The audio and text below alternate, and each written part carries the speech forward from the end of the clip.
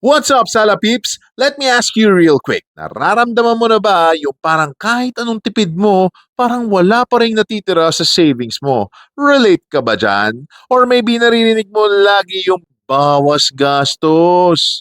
Pero iniisip mo naman, essentials ko nga to eh. Paano ko mababawasan? If that's you, good news! Today, pag-uusapan natin ang 5 finance tips that will help you save more this 2025 without cutting the things you actually need.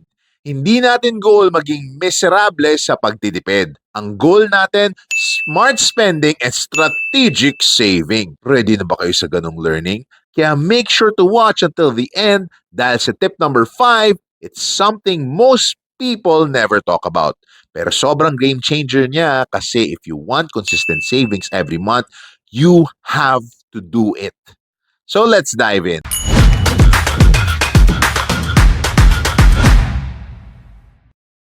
My favorite tip is use the 10x rule before you buy. Salapips, bago ka bumili ng kahit anong bagay, especially mga wants, tanungin mo muna sa sarili mo, kung ang presyo nito 10 times higher, bibilhin ko pa ba?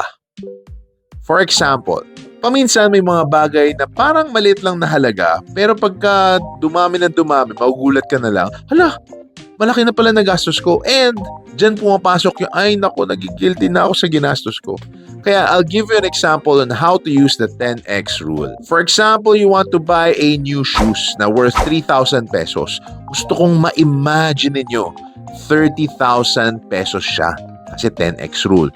Kung gusto mo pa rin siya kahit 30,000 pesos, why not go ahead, bilhin nyo na po yan. Pero you need to assess what you're feeling. Kasi madalas po niyan, ay parang maliit na halaga lang yan 3,000 pesos. But if you do the 10x rule, is it the same feeling pa rin ba with 30,000 na halaga na sapatos? Bibilin mo pa ba siya? Ay parang hindi ko na gusto. Then that's a clear sign na maybe it's not something you need to buy today. And if you look back at nakita mo na, kahit 30,000 yan, sige, gusto ko talaga. Then, most likely worth it para sa iyo yan. Pero kung magdadalawang isip ka, maybe it's just an impulse buying. And of course, tatandaan nyo po na dapat pasok yan sa iyong budget. Hindi porket gusto mo, swipe na agad. Tip number 2, automate your savings. Isa sa pinakamagandang hack na natutunan ko nung bata pa ako, tanggalin ang temptation. Instead na intayin mo kung anong matira sa kita mo, automate your savings right away. Ibig sabihin lang po noon, kapag pumasok po yung income ninyo, automatic ililipat nyo kagad siya sa mga different accounts or apps na para ma-invest na kagad. There are many ways to set up auto-deduct system either through your bank, inside the bank's apps, or kahit manually mag-schedule ka ng reminder every single time. Pwede yan every 15th, pwede yan every 30th. For me, I use every 5th day kasi doon ko po chinecheck kung ilan na po ba yung natitira sa 15 at 30 ko. Ang importante dyan is consistent mo siyang gagawin if you're doing it manually para po automatic na tatabi na kagad yung perang pinaghirapan nyo para mapalago siya for your future. Ang maganda dito kasi wala ka ng choice kundi mag-adjust sa natitira mong budget kasi automatic nang kinaltas sa sahod mo at nalipat na sa mga different safe areas of your funds. Kaya siguradong meron ka naiipon kahit pa busy ka sa buhay mo at pagpapayaman mo. Tip number 3, minimal funds in e-wallets and cash.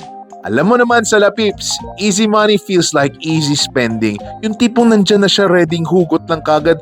Magugulat ka ang dami mong pinagbabayad na 100 pesos. Nag-accumulate na siya, 10,000 na pala yung nalalabas mo. Diba, saklap noon? Kasi nga kapag madali mo makukuha yung pera tulad ng GCash, nasa Maya, nasa Paymaya, mas madali mo na rin siyang nagagastos or na QR kung saan-saan. So ang tip, limitahan mo lang ang laman ng e-wallets mo para up to that certain budget lang ang magagastos mo for that day. Make sure na enough lang for your daily needs or emergency trips ang laman ng mga e-wallets mo. Hindi kailangan na may 20,000 pesos laging available sa app na yan na parang pwede na ako mag-shopping anytime. Yung tipong flash mo lang sa QR mo, isang sapatos na nabili ko or isang flash mo ulit, bag na pala ang nabili ko.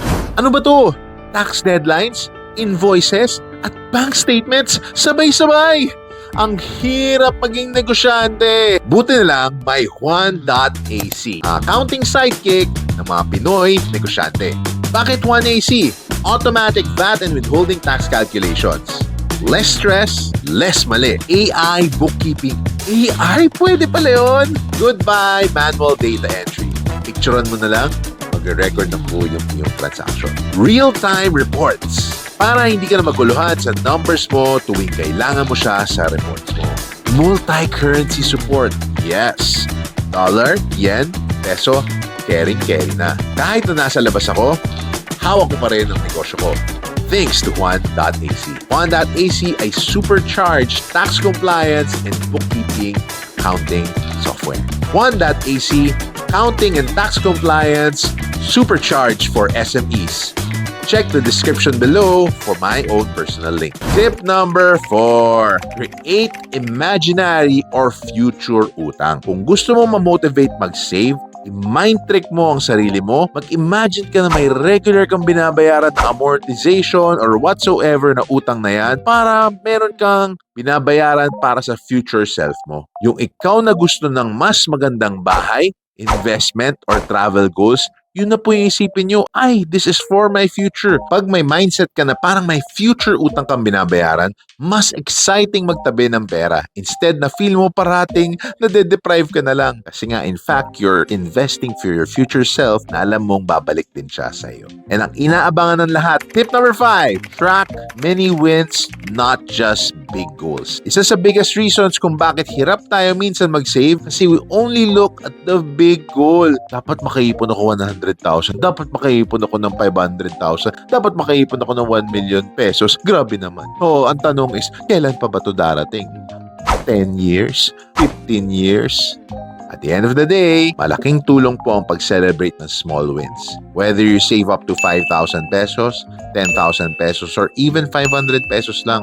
Kung nag-start po kayo sa wala kayong savings, may 500 savings kayo in 1 week, congratulations. Madalas sa madalas, wala pa akong 500,000, failure na ako. Hindi po ganoon mga salapips. Savings is a game of small wins. Celebrate every 500 pesos, every 1,000 pesos na naipon mo. Track your mini milestones. 1,000, 5,000, 10,000, 500,000. Kasi po, every small success builds momentum.